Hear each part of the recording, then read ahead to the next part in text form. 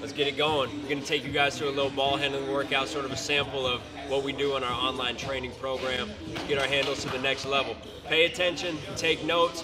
Most importantly, go out and do this on your own. It's not just about knowledge, it's also about action. Let's get this work.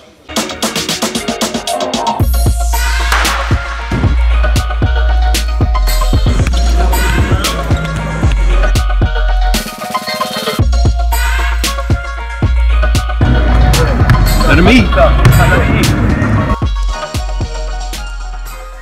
The thing is, with ball handling in today's game, point guards have to have good handles, centers have to have good handles.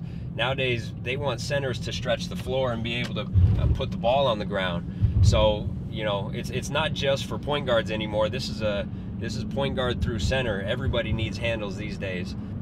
You got to understand that at some point you're going to be undersized. So maybe you're undersized like me, you know, my whole life, where the only way that I was going to be able to score is having great handles and quickness to get into the lane.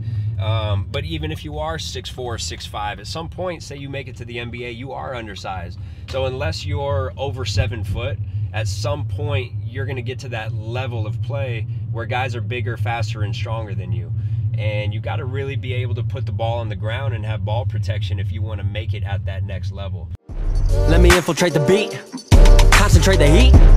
If you ain't on my level, let me be. I'll be going till it's all in motion, talking killing rappers, then I hit my quota. And my train of thought is more a locomotive, talking reason for it, I got locomotive. Used to be on a revenge tip, on a stun on my ex and a friend's tip. I was Spider-Man whipping the black suit, I was powerful but almost lost Luke. Blurring the line between human and artist.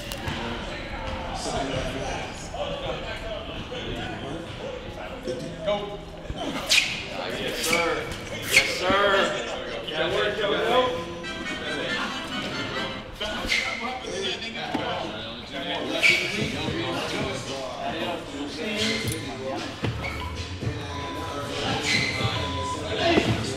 Get this work.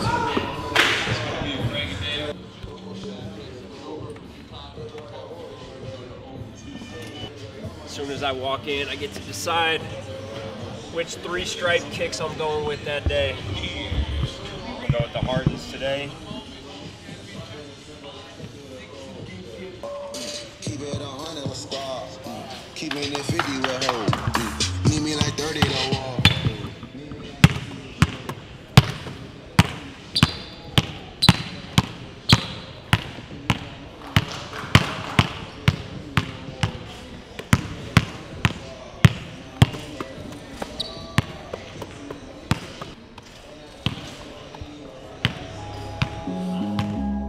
Alright, let's get after it.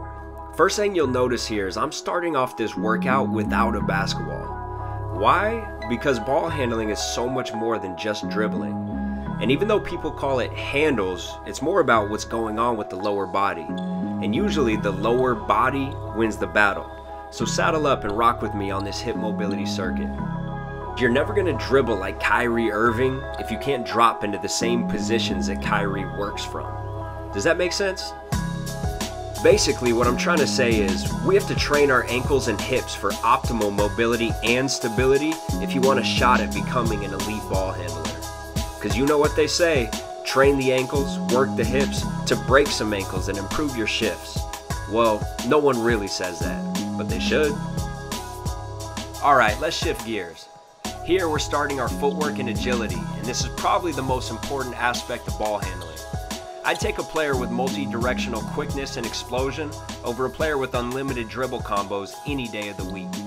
Here I'm just freestyling out of my spin options, creating, exploring the different rhythms, patterns, speeds, and doing it in a subconscious way, meaning I'm allowing my instincts to guide me. Generalized agility training is great, but at some point specificity is key. Find the moves you get to in games and improve the quickness, rhythm, and explosion of those patterns and their counters. Trust me, you'll be a walking mismatch.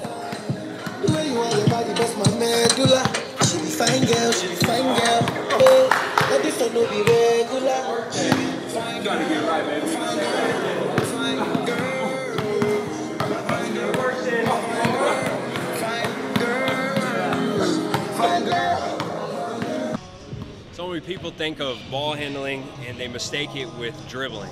You know, it's not about really what's going on with your hands, it's about what's going on with your feet. Because the basketball never takes you anywhere, your feet take you places. So we have to establish these qualities of hip mobility, end range hip stability, so that our nervous system allows us to be down in those low positions. First step explosiveness, deceleration, peer quickness. There's so many other things that go into becoming a great ball handler. A lot of people just focus on their 2-ball, their 3-ball stuff, and they get really good with the hands. They never go anywhere in a game. They never get buckets. They never create plays for their teammates because they don't have the base. And so that's why we kind of focus on the base for the first 15 to 30 minutes of a workout, because that's really the meat and potatoes. And then we go into the dessert later. We get into the handles after the first 30 minutes. All right, let's get it.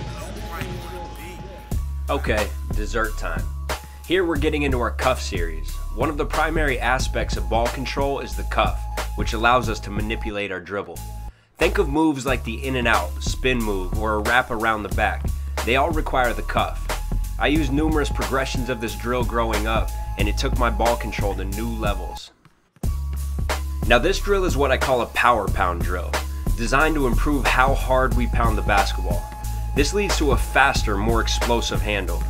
We can also do this drill without the box by slightly deflating the basketball or dribbling on a soft mat to decrease the energy return from the floor.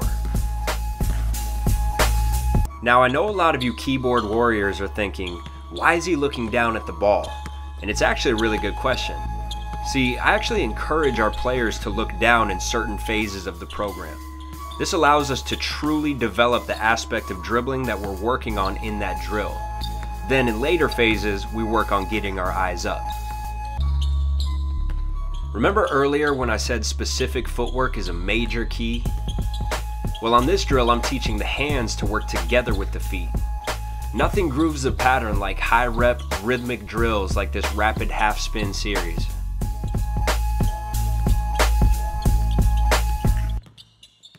Hold up, let me get loose on them. Yeah, this one's a freestyle. Here I'm basically turning off my mind and just letting my body operate. This is how fluidity is developed and how true creativity can be unleashed.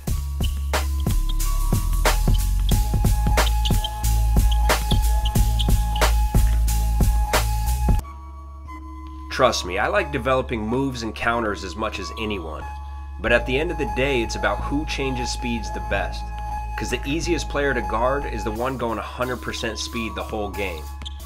The hardest player to guard is the stop and go players that know how to utilize different speeds and shift gears. So in these drills, I'm just working on different hesitation moves that I would actually use in a game.